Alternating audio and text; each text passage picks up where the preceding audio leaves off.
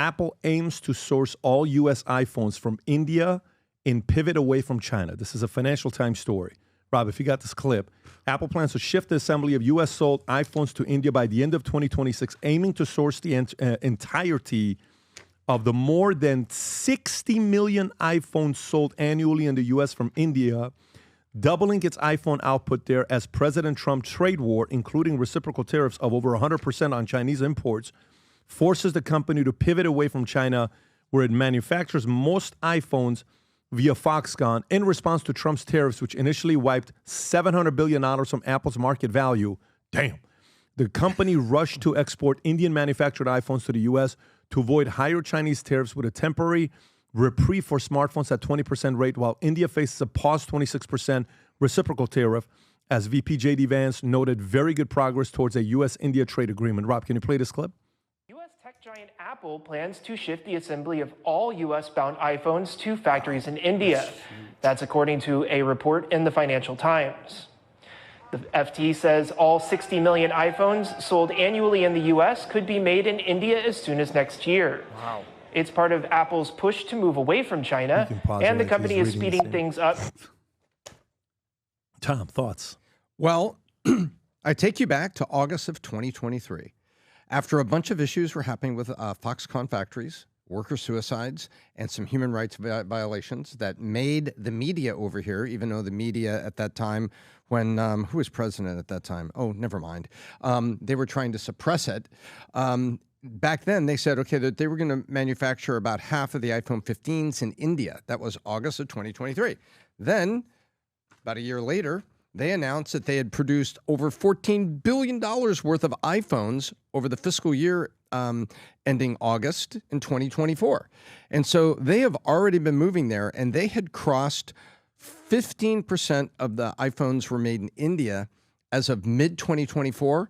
20% of the iPhones were made in India as of the end of 2024. And now they're saying all of the iPhones that are coming to the U.S. will come out of that India. So they have been shifting away from this, and somewhere in Tim Cook's office, he's sitting back talking to somebody in supply chain and saying, Fred, whew, you were right. I'm so glad we did this. 2 years ago, they started it with all that human rights, Foxconn, worker suicides. Remember all this we were hearing? Oh, yeah. And they said, we got to, and they felt that Foxconn China had too much power, so they created this balance so they could get the two legs competing against each other. And now what this announcement says is like, everything's coming from India. So India is very happy because this is accelerating. India is the new China, and this is making Apple happy because they're out from under tariff clouds, an issue like this. And oh, if you don't think this was like item 3H on J.D. Vance's list to talk to India's prime minister about on the trade talks that he had 2 weeks ago after Tim Cook had been talking to President Trump, then you're not paying attention. Cook talked to Trump. It was on the agenda almost certainly. I don't know that for certain. I don't have a report in front of me, but it's almost certainly it was talked about. And then this announcement is coming out here because it helps the trade war. It helps the trade discussion. And this is Apple, moving it forward and balancing it. So if you have Apple stock and you're worried about China monopoly over manufacturing today, you're a little less worried about that. A lot less worried. Adam. What is the -- company in the world by market cap? It's Apple. I think they're currently the only company in the world that is a $3 trillion market cap. This might be a little bit older, Rob. The second one, I think, shows you because NVIDIA went down because the NASDAQ went down. There's a second chart. But they're over $3 trillion market cap. So, as Tom famously says, words talk, numbers scream, follow the money. There's a lot of money potentially moving out of China into India. Here's the chart right here. Currently, as it stands, Apple, #1 market cap company in the world, over $3 trillion. Microsoft, 2.9, NVIDIA in third place. So this is a lot of money. Speaking of data, this is a lot of movement right here. By the way, speaking of India, you've done great content about basically how India is on the rise and China is on the decline. I think India has officially surpassed China as the most populated country in the world. Did that happen recently, PBD? India? Okay, yeah. India's, I think... Population, yes. Yes, population. Yes. They're, what, almost 2 billion people? I don't know, whatever the number is right there. By the way, do you know what foreign leader or what leader around the world has the highest approval ratings around the globe? Around the globe. Modi. who was recently reelected in India. So Modi, interesting situation, largest democracy in the world. They're near China. They're allies kind of with the US, but they're also in BRICS. They have a way of kind of playing both sides, not having an enemy other than Pakistan. But we're going to see what happens with India. India's on the rise, and this is a big blow to China if this actually occurs. Well, I mean, Viva, do you have thoughts on the story? No, but the question I always ask just is like, we'll find out sooner than later. Does China need American dollars more than America needs Chinese products? I was just looking up quickly, like if there's any quality control difference between iPhones made in India versus China. There seems to be some issue in producing at scale, at least more component defects coming out of India than China. But the decoupling with China needs to happen sooner than later. I think COVID taught us that. The only question is whether or not turning to a country like India is going to be the long-term solution as opposed to bringing it home and doing it in America. Bingo. So that's where I was going to go. So this job, these 60 million going from China to India doesn't create jobs in America. It's just transferring the jobs from China to India.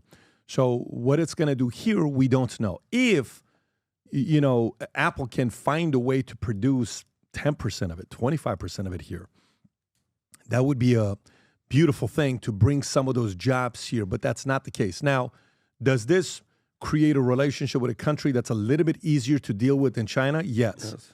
Does India have similar ambitions to the way China rolls? I don't know yet. You can't sit there and be too what's the word?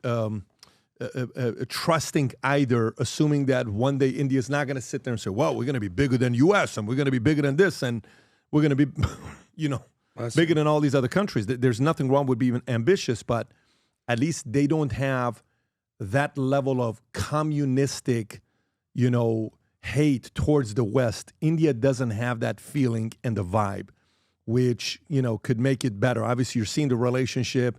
I think Modi just did a podcast with Lex Friedman 6 weeks ago, give or take. Lex went out there. They did a podcast together, which means that's good. These are good signs of that taking place. I think you make a really good point here because, talk about whether these jobs are going to India or to China or United States.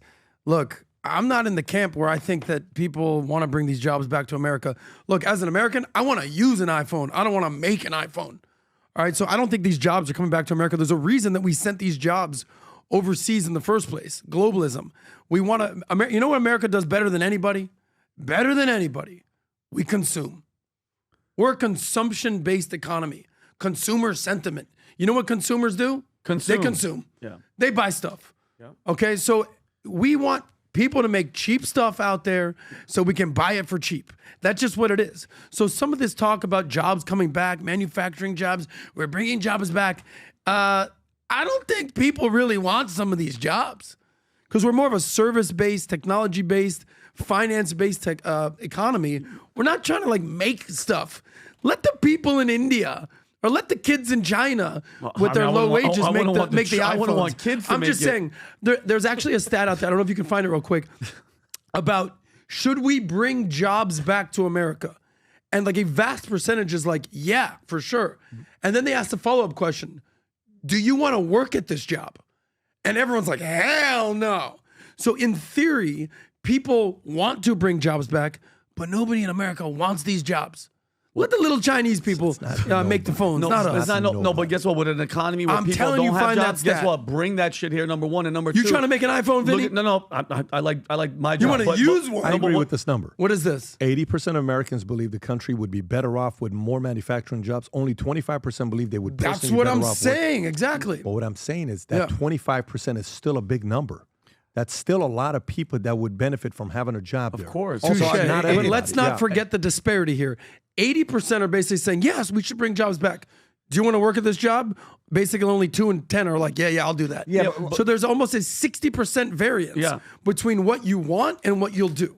That's a big number, guys. But you know what? You know what I take from this whole thing is we are in a trade war with China. How big of a blow is this to them? That's the reality of this shit. India's like, you know what? We'll bring them over there. And Apple, Tim Cook is like, yo, we're going to move. This hurts China. Yeah. And those little kids that you're talking about, good for them that they're not going to have to be in slave camps working on these damn phones, losing their minds and killing themselves. During a season like this where a lot of people are going through challenging times, they're worried. They don't know what's going on. Some of the people are having a hard time with their finances. with their small businesses, with their careers, with their families, stress period, anxiety, any of that stuff. I said, I think we need something to make people's day. And I think our audience wants to participate in that. So what do? We sat there and said, we want to come up, since our audience, a lot of business owners, executives, small business owners, entrepreneurs, we want to give you the opportunity to send a package to anybody you know that's going through challenging time with a heartfelt message to make their day. So today we're launching this new initiative called When Life Gives You Lemons, what do? Make lemonade. This program right here, Rob, if you want to play the clip. So we come up with this idea. Here's what it is. The box is when you choose to order this program that we have, okay? You send this box. We send it on behalf of you. That box right there, they open it up. There's a video message being played by me, an encouraging message about what they're going through today. They get a hat. On top of that, they get the smell. When you open this up, it smells like lemon, literally when you open it up. You get to pick and choose. My video is playing right here when they open it up. Obviously, I'm going to press pause here. But it's an encouraging message. You get to pick and choose what color hat they get. It's either the white lemon hat with Valuetainment and a lemon on the back, and it says, when life gives you a lemon. In the middle, it says, make lemonade.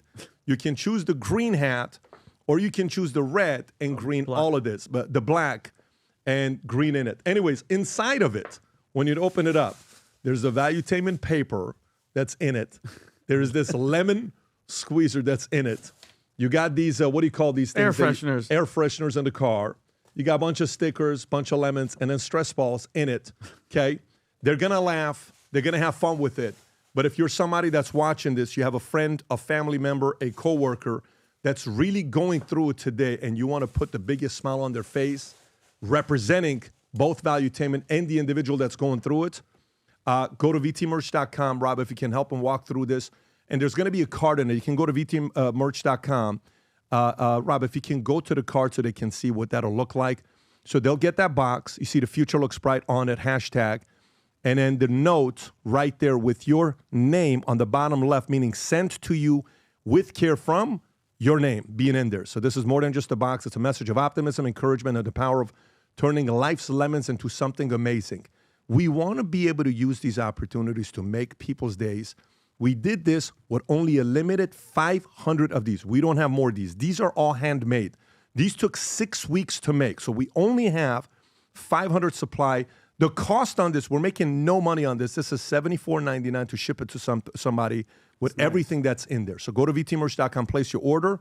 And when you do, be sure in the shipping address, you put their shipping address. Unless if you want one that comes to you, they're going to be limited supplies. You can have one being shipped to you and you go deliver to somebody. I'm personally sending 10 to people that I know, and I think Pierre Poliev's on the list of one of the ones that I have that I'm shipping it to. Put an apple in that one. Yeah, put an apple in there too. They're going to be going to some of the people that I have as well. If you enjoyed this video, you want to watch more videos like this, click here. And if you want to watch the entire podcast, click here.